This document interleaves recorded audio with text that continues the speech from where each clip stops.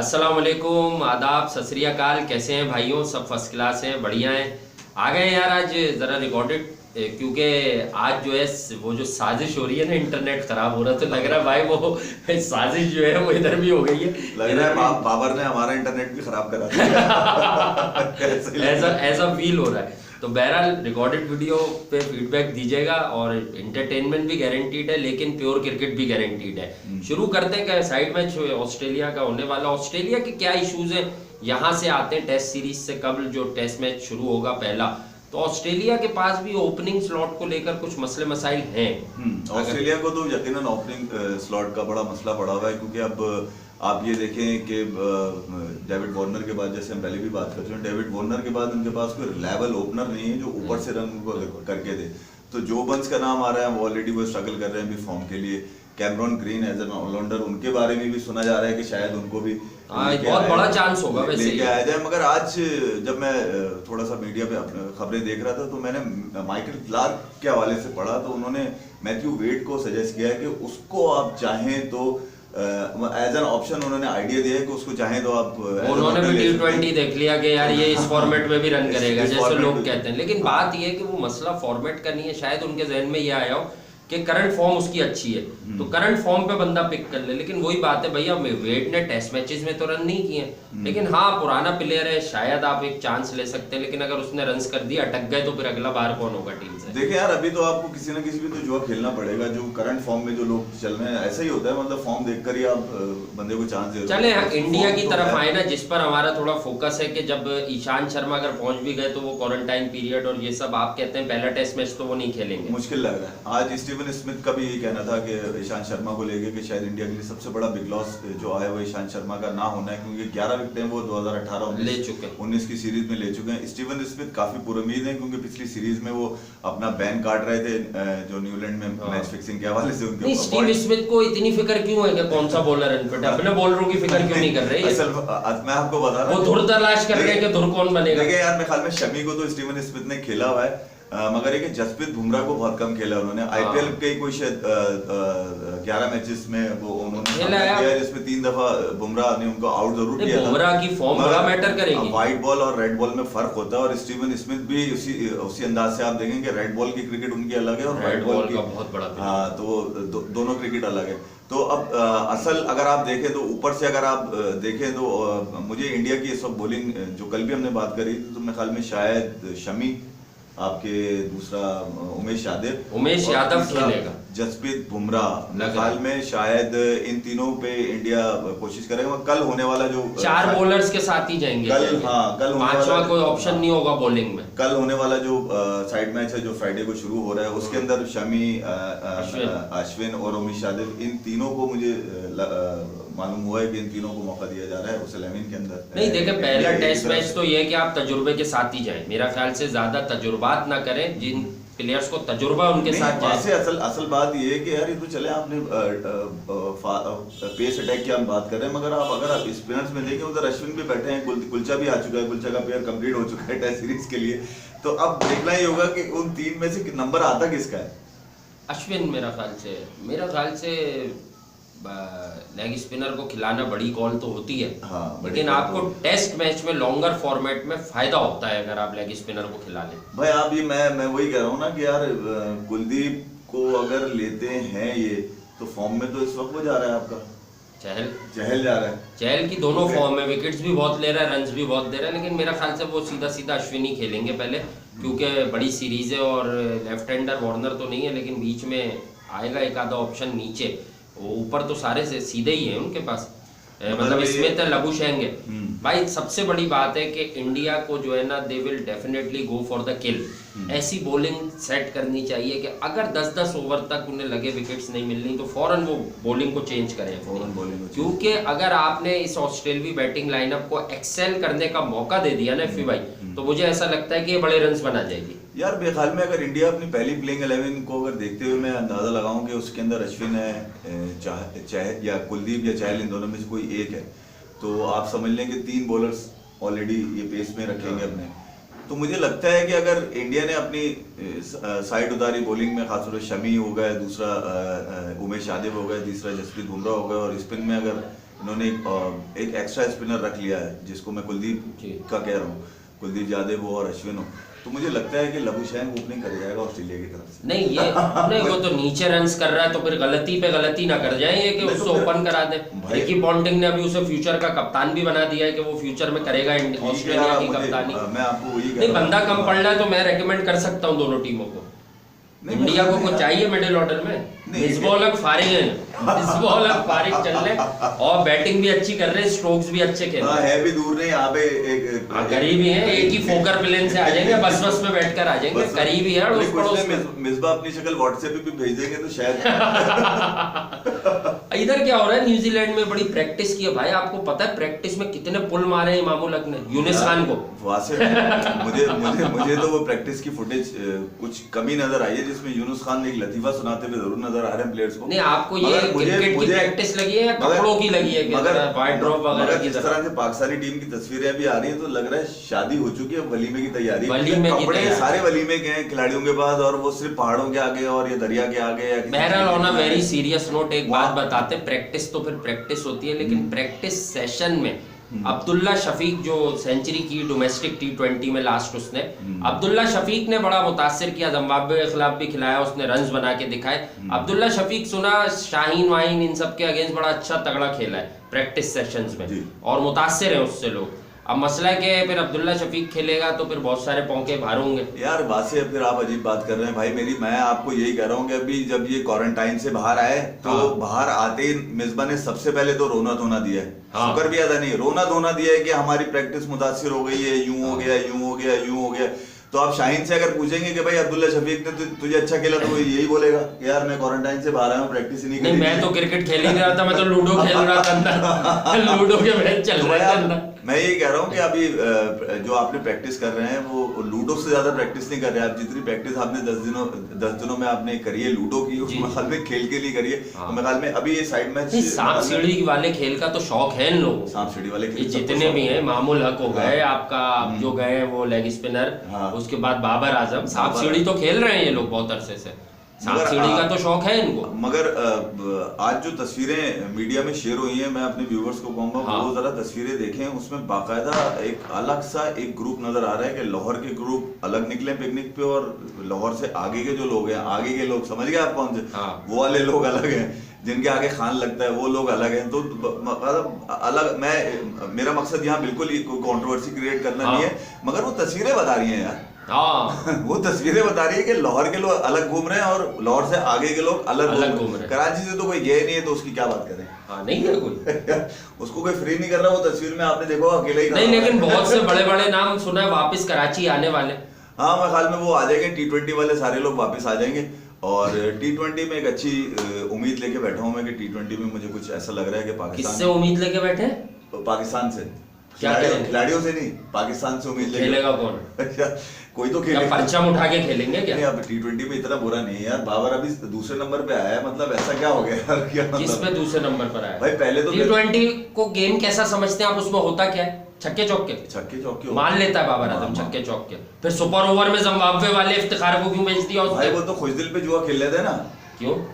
इसलिए खेल रहे थे कि खुशदिल को हमेशा के लिए बिठाना था साइड में, कि तूने सुपर ओवर में भी कुछ नहीं किया, तू भले ही कितना अच्छा प्लेयर हो, तूने सुपर ओवर में भी कुछ नहीं, तू बाहर जा। नहीं तो जिसने उस मैच में सेंचुरी बनाई थी वो क्यों नहीं आया सुपर ओवर में? तो भाई आप मुझे बताएं, जो एक लौंडा, जो एक सबसे छोटा लड़का है इनकी टीम का, इफ्तिखार जिसका नाम है, जिसका सिर्फ मुंह बड़ा है, ठीक है, उसको सबसे छोटा उम्र में सबसे छोटा है, सिर्फ मुंह बड़ा है उसका, मुंह की उम्र उसकी 23 साल है, बाकी उम्र उसकी 10 साल। तो कुल मिला के कितनी हुई? मैं यही कह रहा हूँ, उसको भी तो चेक करना था, उसको भी तो हीरो बनाना था पाकिस्तान का बड़ा, उसको भेज दिया कि भाई ये लंबे छक्के मारता है। भाई कहाँ मारता है लंबे छक्के, हमें तो नहीं पता, गली नंबर 1 में तो नहीं मारता लंबे, गली नंबर 1 और गली नंबर 2 याद रखिएगा, इसके बारे में आगे बात होगी, आगे बात करेंगे। एक गली नंबर 1 है लियाकत मार्केट के पास और एक गली नंबर 2 है, गली नंबर 1 जहाँ चक्की का आटा खाया जाता है, ये भी बताएंगे आपको। गली नंबर 1 से कौन गली नंबर 2 तक जाता रहा और गली नंबर 2 से कौन गली नंबर 1 तक जाता रहा, यह आपको फ्यूचर में इधर रिवील करेंगे हम बड़े अलग अंदाज से, आप परेशान नहीं होइए। तो यार होपफुली अगर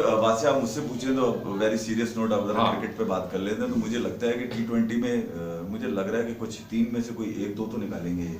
1 2 50 3 ही हो गए तो 1 और 2 हाँ 50-50 तो निकालेंगे मैच की बात नहीं, 50-50 जीत जाएगा पाकिस्तान। क्योंकि आपने देखा आप सीरीज जब हारे इंग्लैंड में तो आपकी अच्छा, जब सरफराज की- तालियां किस लिए बजे, तालियां किस पे सबसे ज्यादा बजी? भाई मैंने T20 अगर हफीज को परसों गेंद लग गई ना टांग पे, हाँ उसके बाद ये वन साइडेड हारेंगे T20। सिर्फ आखिरी उम्मीद और पहली उम्मीद हफीज है नहीं, हफीज- T20 में, बस लिख के दे रहा हूँ मैं आपको। हफीज ये ने- सिर्फ हफीज की वजह से जीत गए भाई इंग्लैंड में भी। हाँ और हफीज की वजह से ये 180 और 90 रन बना रहे हैं। यार हफीज भाई बहुत फॉर्म में जा रहे हैं। आज हाँ। उन्होंने गोल्फ में बकारिनोस को भी गेम मारा है, तो हफीज भाई की फॉर्म तो चल रही है, गोल्फ हो या क्रिकेट हो। हफीज भाई अब असल में फियरलेस हो गए, उन्हें पता चल गया ओवर के इस हिस्से में यार क्या होगा। और फिर ये कि हफीज भाई को फीडबैक उनका बेटा दे रहा है, उससे ज्यादा अच्छा फीडबैक तो कोई दे नहीं हाँ, वो सकता। तो हफीज भाई कहते हैं कि रमीज भाई से ज्यादा क्रिकेट को तो आप समझता सोचिए कि घर है। के- हफीज भाई को बच्चा बता रहा होगा कि पापा आप ये बस ये करें, अग्रेसिव रहे आप। तो यार अब देखना ये कि पाकिस्तान 17 से इंडिया का टेस्ट शुरू हो रहा है और 18 से पाकिस्तान का T20 मतलब आहिस्ता आहिस्ता ही है ना, आगे पीछे ही है। मगर एक वास्ते सबसे अच्छी बात ये है कि यार हम लोग तो अपनी चीजें बोलते ही रहते हैं यहाँ पे हाँ। बैठकर, मगर अच्छी बात ये है कि आगे आने वाले 3 महीने 90 डेज में क्रिकेट बहुत सारी नजर आ रही है। बहुत सारी है साउथ अफ्रीका भी आने वाली है, श्रीलंका तो वहां नहीं जा रही, वो यहाँ आ रहे हैं। वो यहाँ आ रही है। फिर साउथ अफ्रीका और इंडिया का भी डिस्कशन चल रही है, इंग्लैंड की, इंडिया और इंग्लैंड की। आजकल वनडे बहुत हो रहे हैं लाहौर में, वनडे है लाहौर में 3। जब साउथ अफ्रीका है कि वनडे लाहौर में ही है। वनडे लाहौर में, यहाँ तो लाहौर में तो यकीनन कराची लाहौर ये 2 ही सेंटर है कैसे हैं जहाँ पर बहुत सारे। कराची में टेस्ट है और पिंडी में टेस्ट है, वनडे वो T20 सारे लाहौर में।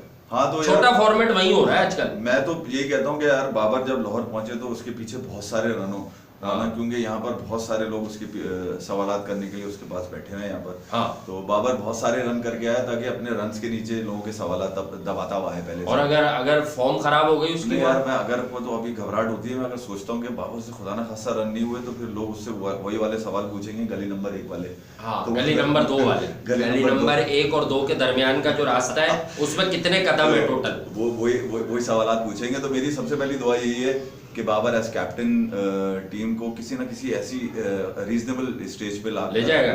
मतलब सीधा क्यों नहीं कह पा रहे आप कि जो सरफराज ने किया उसका 50% ही कर ले? हाँ, ये क्या है? 50% कर ले सरफराज। मैं नहीं कह रहा, मिकी आर्थर ने बताया। मिकी आर्थर को पैसे तो देता नहीं होगा सरफराज अहमद, नहीं। क्योंकि बहुत सारे यहाँ जो लिफाफे वाली पार्टियां थी वो उससे तपे इसलिए रहते थे हाँ। कि ये तो कोई तोहफा वोफा देता नहीं है, सीधा सा बच्चा है, सीधा सा बच्चा है ना।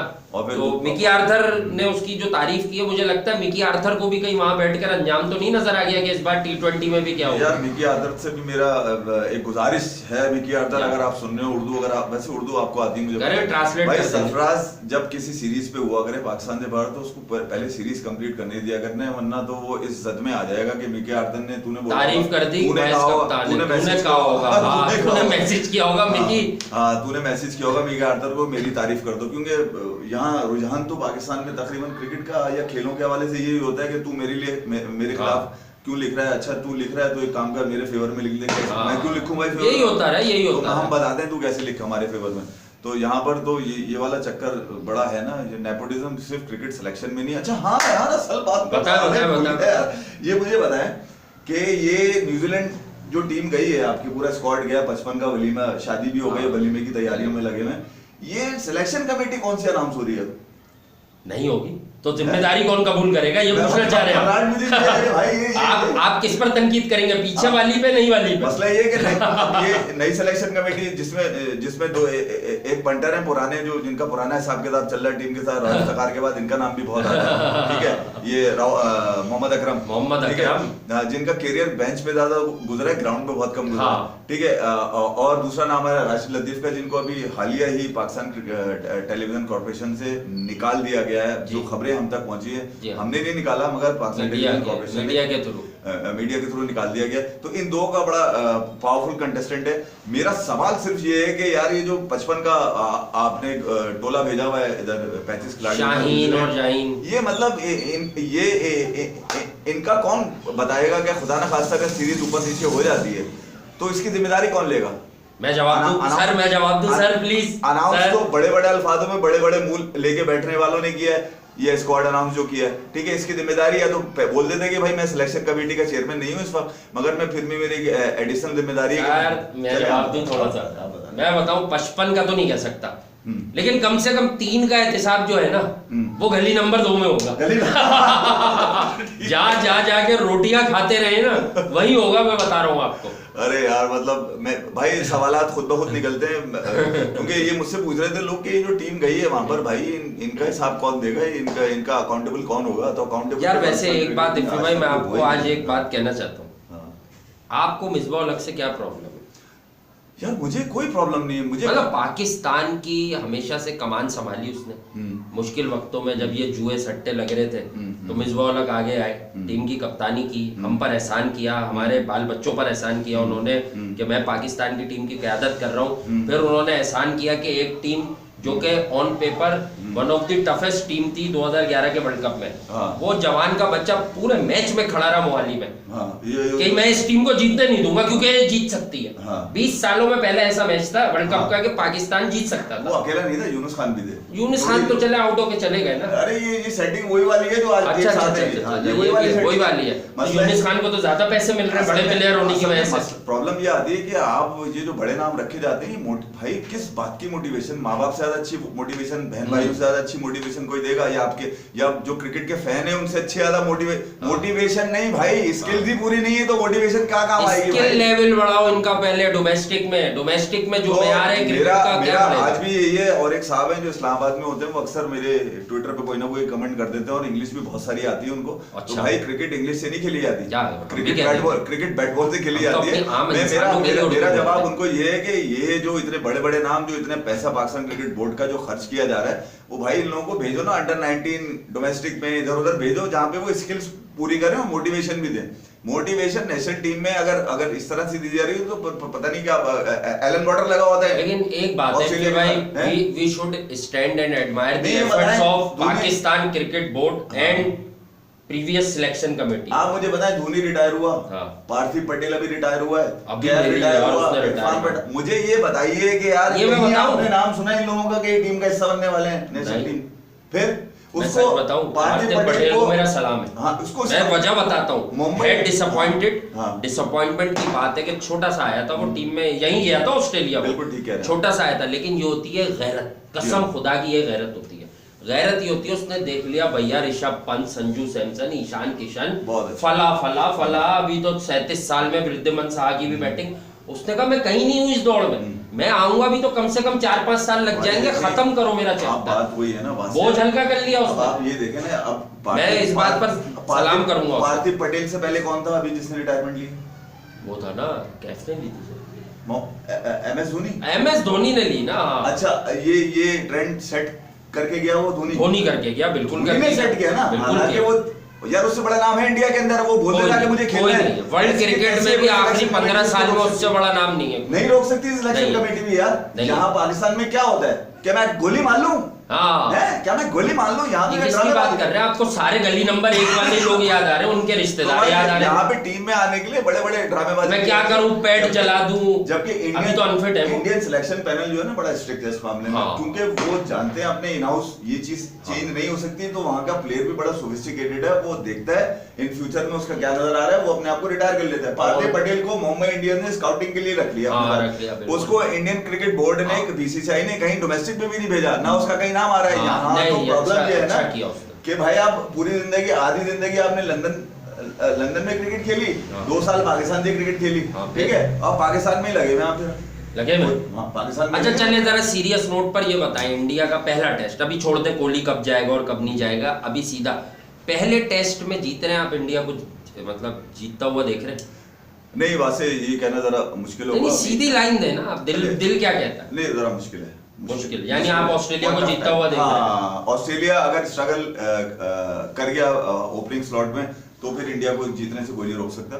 और ये डिपेंड करेगा टॉस के ऊपर, खास तौर पे ये मैं आपको बता दूं, ये टॉस पे डिपेंड करेगा। न्यूजीलैंड में जो बाराती महफिल लूट सकते हैं। ये बता देता हूं कि ऑस्ट्रेलिया का टॉस जीता भी तो पहले बैटिंग नहीं करेगा, उनको खिलाएंगे। हाँ, इंडिया को खिलाएगा। और इंडिया भी अगर टॉस जीता तो ऑस्ट्रेलिया को बैटिंग कराएगा, क्योंकि आप हमेशा वीकनेस को पकड़ के जाते हो। चलें ठीक है।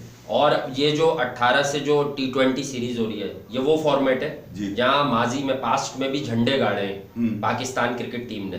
तो इस बार झंडे गाड़ेंगे या डंडा गाड़ेंगे? मेरे ख्याल में जिस ग्राउंड पे मैच हो रहा है यहाँ पर रोहित शर्मा ने आखिरी बॉल पे छक्का मारा हुआ है। 2 जो मारे थे जी हाँ, साउथी को। हाँ, आपको याद है मैंने कितना खूबसूरत एक्सप्लेन किया था? आज भी कर सकता हूँ एक्सप्लेन। मैं आपको ये कह रहा हूँ, जिस पर साकिब भाई बहुत मैच तो होने दे, फिर आप मैं पहले से कर दूं, पहले से हमारे कौन मारेगा, आखिर में कौन मारेगा? कौन मारेगा, आखिर तक तो जाएगा तो अभी एक्सप्लेन करेंगे कि आपके अल्फाज आए हो जाएंगे आखिर तक कौन देखेगा, वो अंदर वाला है बाहर वाला है। हाँ, तो मेरे ख्याल में मेरी तो चले अब, क्योंकि हम एज पाकिस्तानी मेरी तो ख्वाहिश है कि बाबर आजम अपनी कप्तानी में पाकिस्तान को सुरखरू करे वहाँ। हाँ यार, हम अच्छा देखना चाहते हैं, मजाक होता रहता है। एज अ लीडर बन के वो टीम को लीड करे, एज अ फ्रेंड बन के ना करे, एज अ लीडर। हाँ, इस सीरीज में आई थिंक कि मोस्ट इंपॉर्टेंट पॉइंट ये है कि पाकिस्तान की ये जो नई आउटफिट गई है, देखिए बड़े फॉर्मेट में तो आप अरसे से स्ट्रगल करते हैं ओवरसीज, जब आप नंबर 1 भी यूएई में थे तब भी बाहर जाकर आप फंस रहे थे, लेकिन आप ये देखें कि T20 फॉर्मेट जो पाकिस्तान के लिए सबसे आइडियल समझा जाता है, क्या बाबर आजम इस नई टीम में कुछ नए लड़के स्टार बना पाएंगे इस फॉर्मेट में? यानी इस फॉर्मेट से आपको निकलना है ना, जैसे लास्ट टाइम आप यहाँ वनडे सीरीज हारे, बुरी तरह हारे जब सरफराज लेके गया था टीम, लेकिन T20 में आपने उन्हें फारिग कर दिया। यार मेरे ख्याल में सरफराज सबसे बड़ी मिसाल है, उसने ये प्रूव किया कि कप्तान भले